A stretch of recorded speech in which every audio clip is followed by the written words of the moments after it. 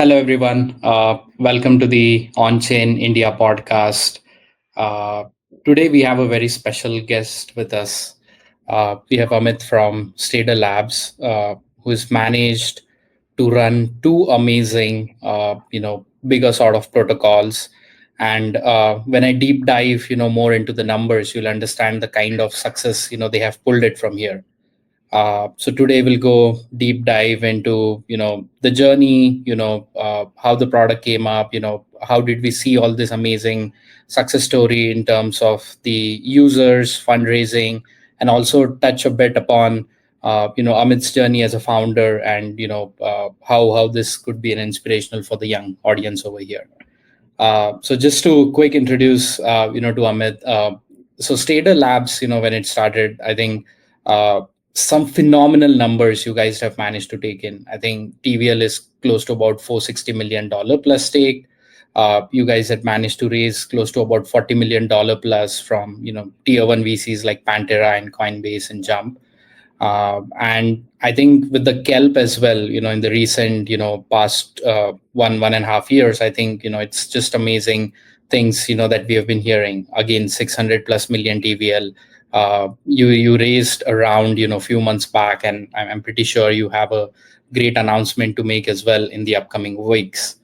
So first, we would like to understand, Amit, like how's the journey has been, like what got you into Web3, and then we'll deep dive ahead from there. Absolutely, Pratik. Thanks a lot. Uh, Thank you, everyone, for tuning into the conversation today. And thank you to you and Levitate Labs, Pratik, for having me on board. Happy to sort of share my experiences and help or support the fellow Indian community who are looking to build or already building in Web3 space. Uh, my name is Amit. I'm one of the co-founders of Stader Labs and KelpDAO. Stader is a liquid staking protocol, and Kelp is a liquidity staking protocol. Over Managing over $1.2 billion in assets staked or restaked on the two platforms. My journey, I got into Web3 in 2021. Prior to that, I worked at Swiggy, AT Kearney, and did my MBA from IMCAL. Uh, uh, 2021 is when we started Stader. Back then, very few people in India actually understood what crypto is. Barring a few exchanges, there were hardly any protocols that were building out of India.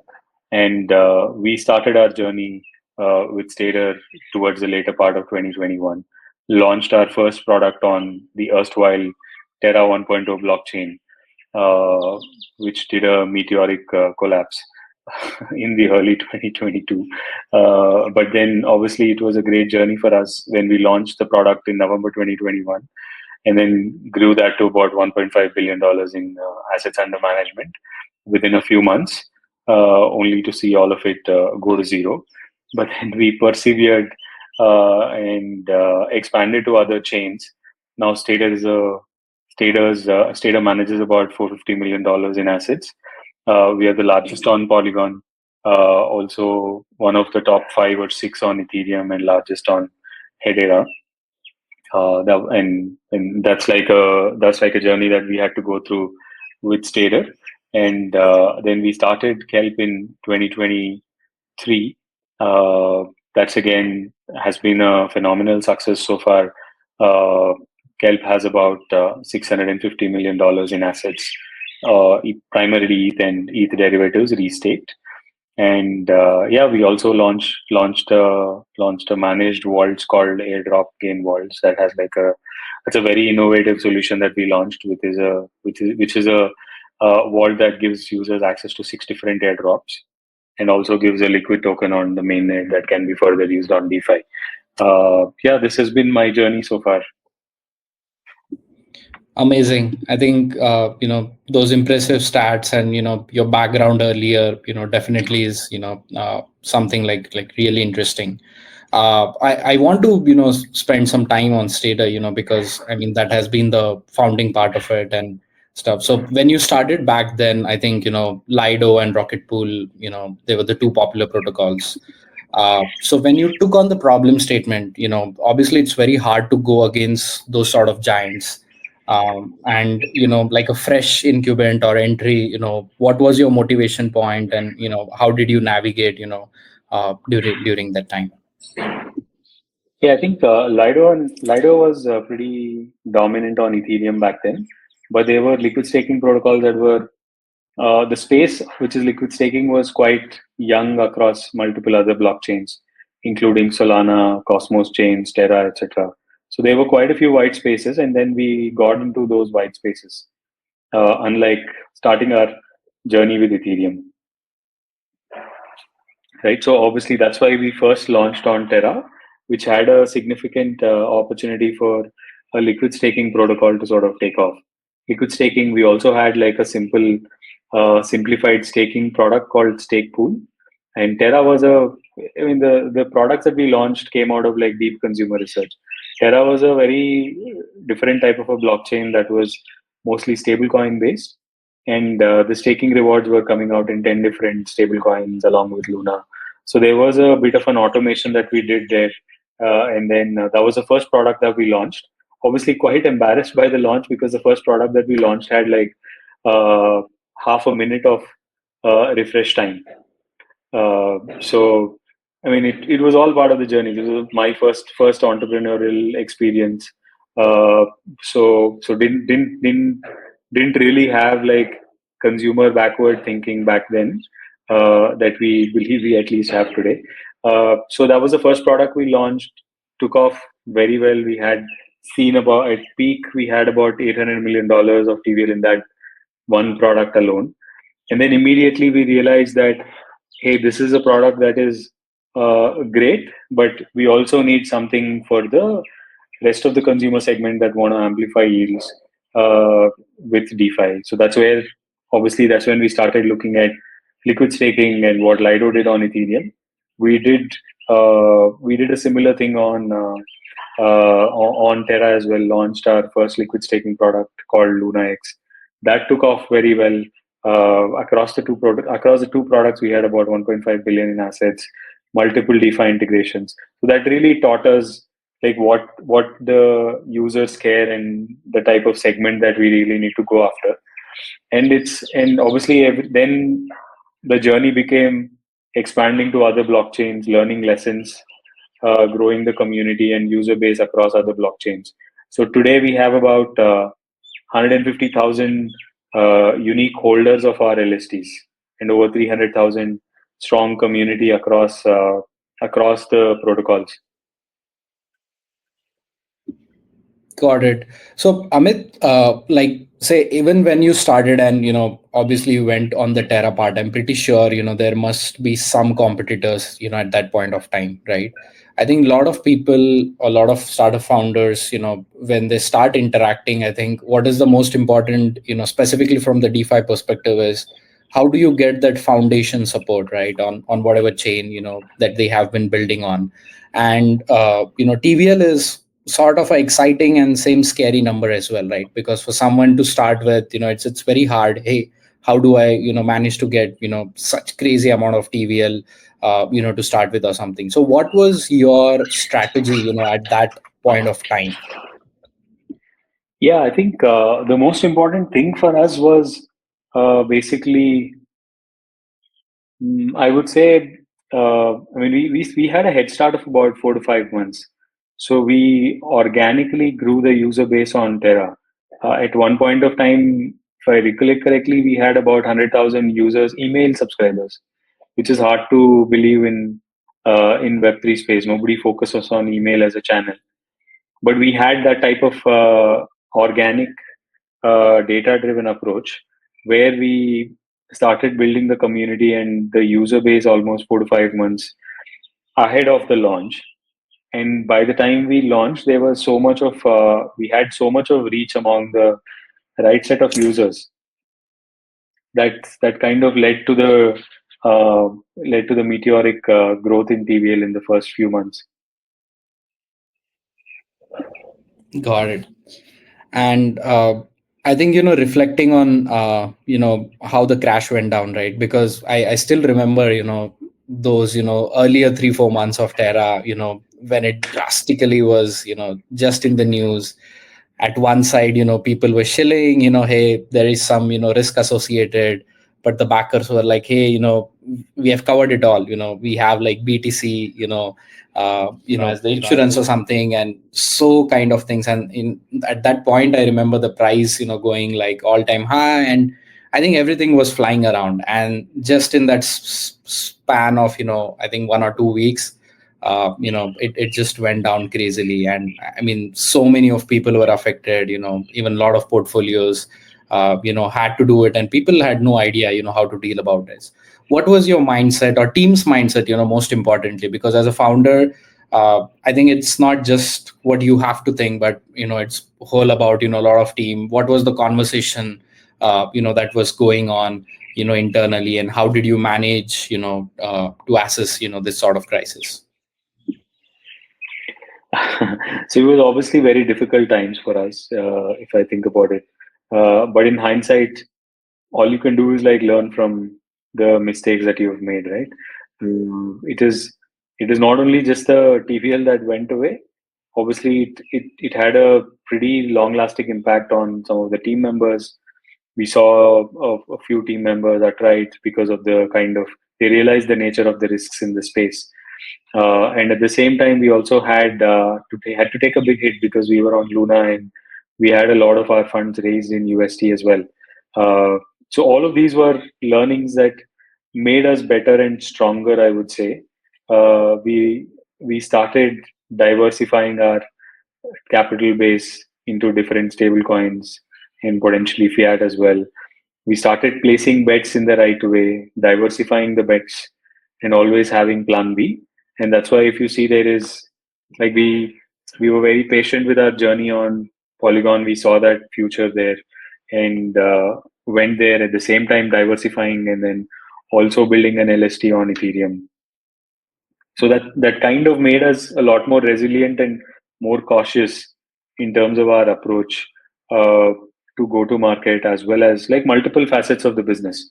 And also, I would also say we got a lot more wiser in terms of getting the right set of people on board.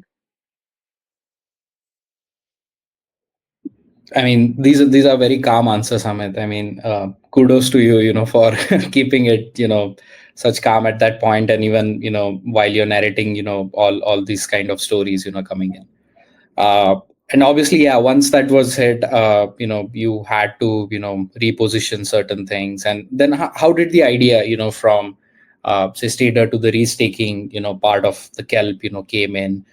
How was the initial validation, right? Because I think this is one of the most important point, that I want you to touch is, hey, okay, you've got some head start, but in some or the other way in the journey, you realize this is not working, or the PMF is not hitting, or there are some unforeseen circumstances which leads to, hey, now I need to pivot or change certain kind of category. So did you get like initial feedback from your close set of people? How was that process? If you could be a more detailed, during that time, how did you come with this? Yeah. Uh, Sorry, can you please repeat your question? Your voice was cutting out. So I was saying, when you transitioned, after the, Terra Luna kind of a thing, what was the thought process or mental model to pivot into the restaking part? And once you fixated on that idea, what was the steps of process that you took, validation from few people, then went on launching, or what were the different ways that you said, oh, okay, this is the one that we need to chase now as a team? Got it, understand. Makes sense. So once I mean, because of our familiarity with the liquid staking space, we understood the patterns of like what would remain constant with the users. Users want higher yields, right? Like basically, they want airdrops and they want to use DeFi, right? So basically, restaking enables higher yields and airdrops, and liquid restaking enables DeFi on top of these two. So the pattern matching was like very obvious for us because we were very deep into liquid staking space. and we understood that, well, this is a market that is hard to sort of ignore, and that's when we realized that, okay, let's just launch this solution immediately, and the numbers speak for themselves, right? How the market took off. Right, right. And when you also, launched on the Kelp part of it, obviously there are, certain amount of risks, of all this restaking and stuff, and coming through a different sort of head. What was the architectural level or at the tech side, how did you contemplate saying, the risk might come in, and how do you mitigate it, or how do you plan, for that?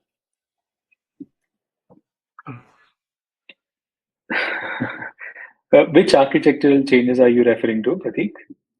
I mean, more from general restaking is bit of, there could be, other losses, and, it's just bit of a risky, kind of a thing. So from the user's Of course. perspective, yeah, on that end. I mean, a lot of users actually at the moment think that restaking is risky, but it's not, as there is no slashing available. The contracts that are there are simple, very simple deposit contracts on restake, both on Eigenlayer as well as on Kelp. So it's a very very plain vanilla set of contracts. So from our perception, obviously the risk was very minimal. But obviously the risks are going to increase once Eigenlayer enables things like slashing and other penalties. But it's a bit far away. It's about at least 3 to 6 months away. Got it. And in terms of the general kelp, I think when you started getting the initial sort of a success in terms of users coming in and stuff, how was the two parts? How was the product roadmap for you in that phase? And also wanted to touch, because those numbers are like pretty impressive on what things have gone. So a lot of marketing, or a lot of the other strategy has also been gone into place. So how were these two, interactions, or two teams, going forward, and what was the thought process? So obviously, when we had the experience of doing like marketing and building communities across like 6 different chains by the time we had launched Kelp.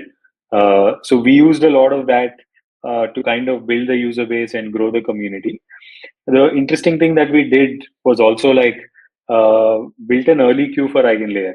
Like Eigenlayer was implementing like a capped growth strategy, and we also we thankfully a lot of users were missing out from depositing on Eigenlayer, because like Eigenlayer used to open up caps, and then within a few minutes those caps were getting filled up back in like December. What we launched is something called an early queue, where users can deposit with Kelp, and then right at the time of launch, Kelp would just deposit all of that funds onto Eigenlayer. So that's one of the ways we kind of bootstrap this thing very easily. And obviously there is like points, etc., which are additional incentives for users. Right, right. I think phenomenal, yeah. And also in terms of now, I think the Eigen token is coming, in next few days. We have had announcements and stuff, right? So how is the internal planning? What sort of changes do you perceive? Because once say people have got on the points, or once they have converted it into tokens, how do you ensure there is stickability to users? How's the product roadmap going forward in next probably couple of quarters, to see how this is going? So Eigentower launching is obviously great for the ecosystem, because a lot of people have been farming points for almost a year now. Token launches are always great. Uh, and the other thing is, now whatever people have done so far becomes a reality. That's one.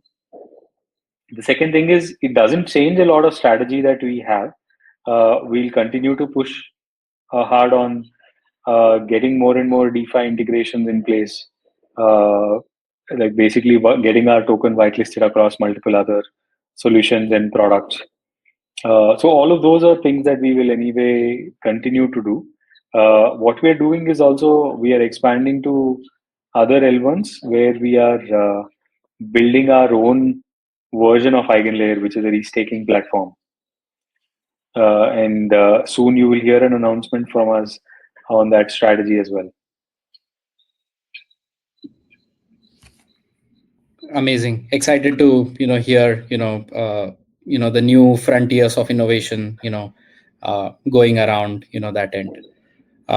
And also, last question on the Kelp part of it. There has been some exciting internal news that you guys have been cooking. I think a lot of from the tier one more VCs backing, and some stuff is coming. When would we hear the next sort of PR announcements? Hopefully in the next 1 to 2 weeks. Okay. I'm pretty sure those would be again some exciting numbers. And the community of Kelp would love to see those going forward. And then obviously it will be followed with a some sort of a launch to reward the communities and stuff. Yep, I hope so too. Nice. So Amit, in the last part of this conversation, obviously as we discussed, particularly from India as a Web3 market, there has not been enough sort of a success stories which have come out. And there are multiple reasons, but primarily, one is, a, because of the liquidity, part of it, or I would say, not enough risks, venture risk, sort of money, which is going in. It's a very small, number of set of VCs, or almost negligible, I would say, to back this thing. So back when you were raising, and I mean, you're still here in, India. So how, I mean, like what was the thought process? How did you see that as a challenge, A? And second, what was your general typical fundraising, sort of strategy, to go ahead with? So back in, I mean, let me start with the Stader learnings. Back in 2021, very few VC funds in India were actually investing in crypto. So they and it was very hard for us to sort of even like get to the final rounds of these venture funds. So thankfully, we had a few angels who connected us to the US VC firms that were deploying capital in crypto startups and protocols back then. So we managed to sort of raise funds initially from Pantera to Ventures, Jump, Coinbase, etc. That kind of made our journey smoother. So obviously, thanks to a lot of these investors. And was it more like, when you started on fundraising, obviously that's the general phase of, these early stage startups where you pitch to, say, first four or five set of VCs, you realize, hey, something needs to be changed. You're getting that sort of repeated feedback or a pattern of feedback, where you see, okay, we need to change this couple of things, and then pivot on the pitch deck, pivot on the story, pivot, the way you communicate and stuff, and then, move on. So how was, your, process, during that part of time? I think we pretty much managed to raise on the first idea itself, which is staking and building like a building a. I would say the initial thought process for us was like we'll build like an aggregation of staking solutions on Web3, and then obviously a lot of these funds saw that the market size was the TAM that we were addressing was like really large. So that was one strong point we had, and the other one was like the team. So I had enough business experience and strategy experience, and my co-founder also had a significant amount of crypto mining and staking experience. So those were the, I would say, I would like to believe that those were the two main reasons why some of these funds decided to back us initially. Got it. uh, and I think once you have raised that first round, right? I mean, obviously you have a vision that this particular protocol or product can reach XYZ stage at that part of time. So the first step is obviously you raise the round one, and then you deliver, you have the users, you have that sort of traction coming in and stuff.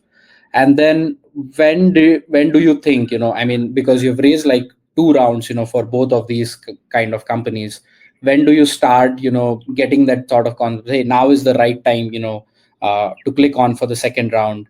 And also, depending on the valuation, is pretty largely dependent on the market scenarios which goes.